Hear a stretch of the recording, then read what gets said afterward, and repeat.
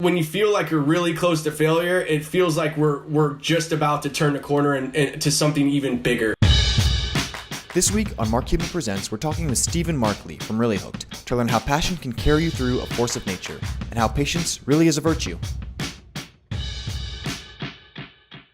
How's it going? My name's Steve Markley, aka Captain Hooked, co-founder of Really Hooked Fish Company. Stephen and his co-founder James were avid fishermen who were working as wildland firefighters when they began to tinker with a favorite Floridian recipe, smoked fish dip.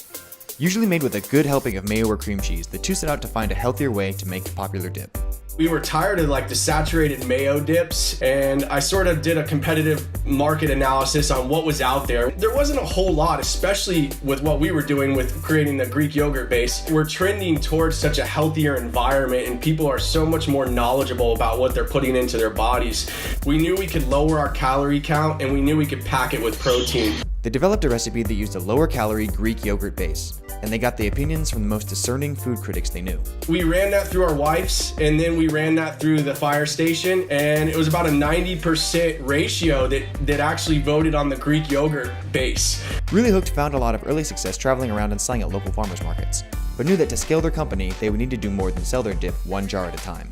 We sort of restructured the company and said we need to distribute more quantities and higher loads where we don't have a setup and we don't have to travel, and that was scaling through restaurants. And we ended up securing 3 breweries. At the breweries, there's typically foodies, right? They want to put good things in their body, or they want to know that there's healthier alternatives, or they just want to be completely different and say they ate something local that was different. And we thought that was a good target market for us to start the company. Stephen and James had been gaining traction, but were continually running into unforeseen roadblocks.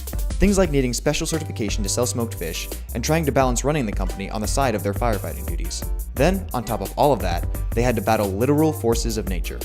Yeah, so Hurricane Irma, nobody really knew what it was going to do. I was living down in Fort Lauderdale. James was living on Big Pine Key, which was one of the worst hit areas. And finally, when they let everybody in, they opened the gates, and there was nothing left. All the stuff was ruined, and the roof was gone. So they pretty much lost everything. We definitely felt the effects from that, and then and we aired shortly after that. While one co-founder was still living out of an Airbnb, Really Hooked's episode of Shark Tank aired. With all the new interest generated by their deal with Mark, they had to make an important decision. Should they rush and risk shipping to customers, something they hadn't done yet? After a few days of going through it, we said, you know what?